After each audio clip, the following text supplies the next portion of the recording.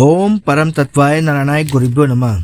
भाइयों बहनों बच्चों और को मेरा प्यार और बड़े बुजुर्गों को मेरा प्रणाम। आप सभी मेरे साथ बोलिए श्री राम जय राम जय जय राम, श्री राम जय राम जय जय राम। जिसने राम नाम को एक बार भी पकड़ लिया तो समझ लीजिए वो आपको मंजिल तक पहुंचा के ही दम लेगा, ऐसे आपको छोड़ने वाला नहीं।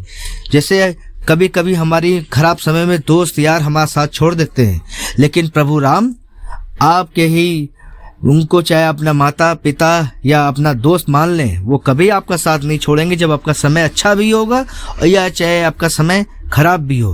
बस प्रभु आपसे एक चीज मांगते हैं, वो चीज है कि भक्ति भाव समर्पण बनाए रखेंगे तो सबकी नैया पार लगा देता है, वैसे ही प्रभु आपकी भी नैया पार लगा देंगे। लेकिन बस समर्पण भाव और विश्वास बनाए आप रखें। आपने अपने आसपास बहुत से लोगों के जीवन में चमत्कार बहुत जल्दी होते हुए देखा होगा, तो आप भी कभी कभी प्रयत्न करके हार जाते होंगे कि मेरे जीवन में ऐसा क्यों नहीं हो रहा है।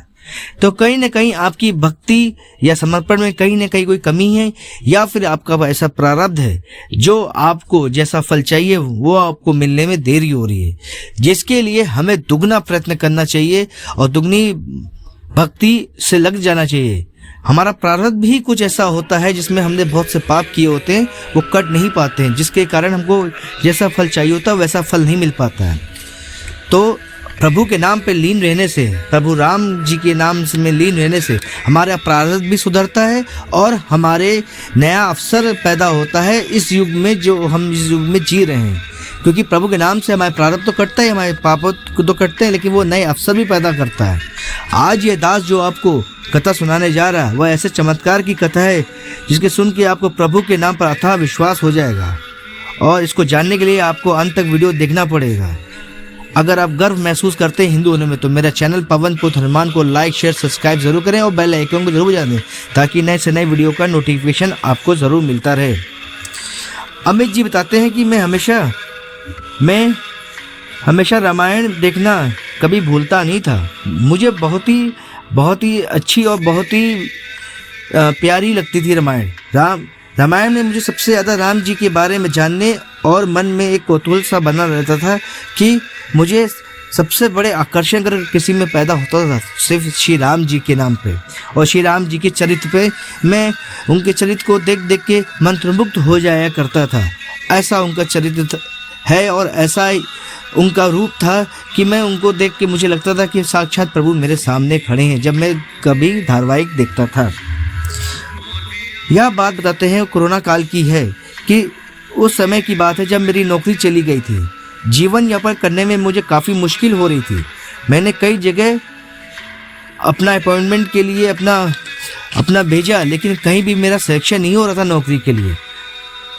ना होने की वजह से मुझे हर तरफ से निराशा और अंधकार सा दिख रहा था।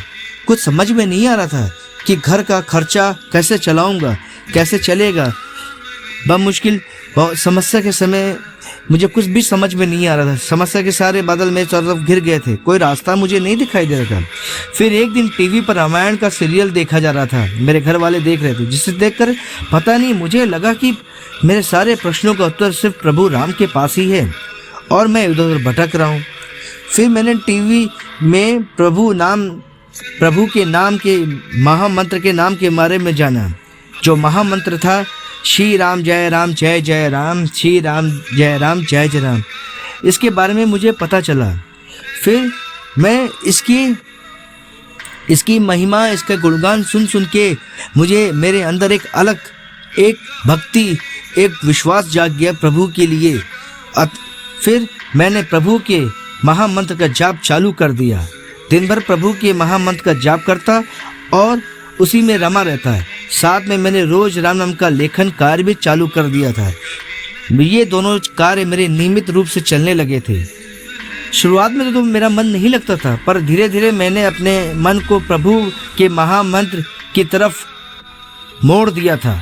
फिर मुझे प्रभु के मंत्र में बड़ा मज़ा आने लगा। जब भी मैं प्रभु का महामंत्र श्री राम जय जय राम का जाप करता था उसमें मुझे बहुत मज़ा आता था। अब यह महामंत्र जप के कारण मेरे जो गांठों में दर्द रहता था या मेरे जोड़ों में दर्द रहता था, जिसकी इलाज मैं पिछले 3 से 4 साल से करा रहा था और वो ठीक नहीं हो पा रहा था, वो महामंत्र के जप से मेरा जो दर्द था जोड़ों का वो समाप्त हो गया। मेरी पत्नी के यूट्रस में गांठ थी, डॉक्टर ने उसको ऑपरेशन के लिए बताया था और उसकी वजह से वो गर्भवती भी नहीं हो पा रही थी। हर तरफ निराशा थी, लेकिन प्रभु के नाम की वजह से, महामंत्र की वजह से वो उसकी रिपोर्ट जब मैंने दोबारा करवाई, अल्ट्रासाउंड का दोबारा करवाया तो उसकी गांठ गल गई और प्रभु की महामंत्र की वजह से आज मैं एक स्वस्थ बालक का पिता हूँ। पिछले 2 महीने से पहले मेरी अच्छी नौकरी लग गई।